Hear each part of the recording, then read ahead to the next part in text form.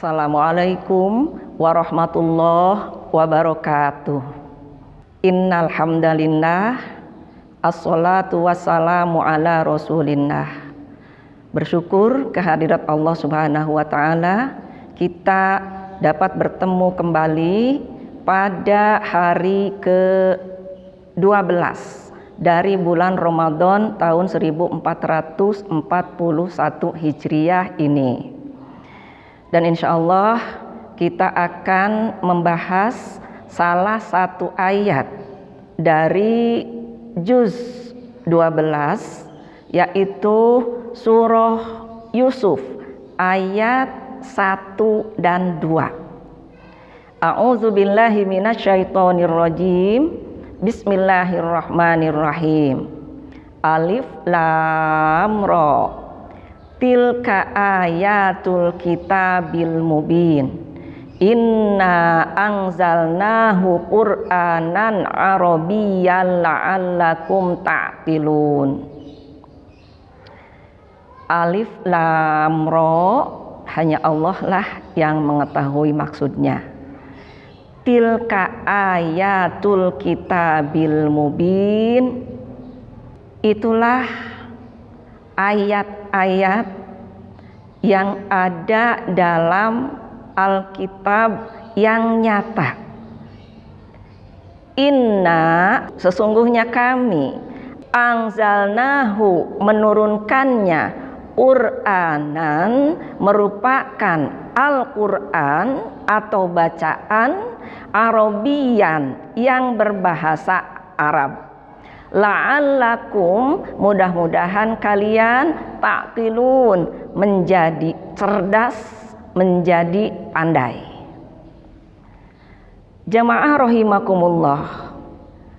Di sini Allah Subhanahu wa taala menjelaskan kepada Nabi kita Muhammad sallallahu alaihi wasallam, setelah Al-Qur'an ayat demi ayat diturunkan kepada Nabi Muhammad sallallahu alaihi wasallam berulang-ulang, Allah Subhanahu wa taala menjelaskan tentang manfaat daripada Al-Qur'an tersebut.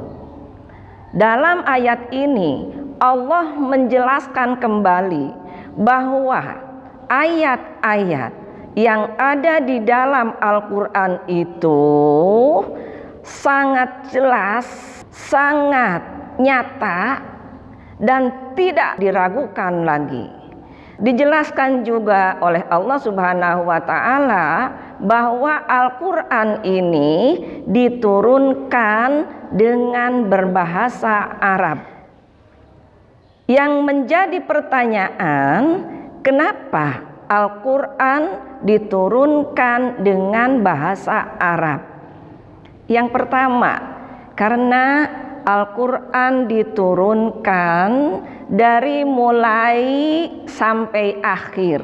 Dari ayat yang pertama diturunkan oleh Allah Subhanahu wa taala di Gua Hiro, Jabal Nur, itu ayat yang pertama, surah Al-Alaq ayat 1 sampai dengan ayat 5, Iqra bismi rabbikal ladzi khalaq, dan seterusnya sampai ayat yang terakhir. Ini diturunkan di Arab, yang pada saat itu diturunkan kepada Nabi Yuna Muhammad sallallahu alaihi wasallam yang berbangsa Arab. Yang kedua, kenapa bahasa Arab yang dipilih oleh Allah Subhanahu wa taala? Karena menurut Allah bahasa Arab lah yang paling gampang difahami, yang paling gampang diucapkan, dan yang terkaya baik mufradatnya maupun kata-kata, kalimatnya, dan lain sebagainya. Kemudian Al-Quran ini diturunkan di tempat yang sangat mulia, yaitu yang pertama kali diturunkan di Mekah Al-Mukarramah. Dan di beberapa ayat bahwa Mekah itulah dijadikan tanah haram atau tanah yang mulia. Kemudian setelah Nabi Muhammad hijrah, maka ayat-ayat berikutnya dari Al-Quran ini diturunkan di Madinah, masih Arab yang menerima tetap Nabi Muhammad SAW, bangsa Arab. Madinah sebagai tempat diturunkannya Al-Quran setelah Mekah ini juga dijadikan tanah suci atau tanah haram kedua setelah Mekah Al-Mukarramah. Maka mau apa lagi? Yang menurunkan Al-Quran adalah Jibril. Malaikat Jibril ternyata ini malaikat termulia di antara malaikat-malaikat yang lainnya. Diturunkan, diberikan kepada Nabi paling mulia, Nabi imamnya segenap nabi-nabi sebelumnya.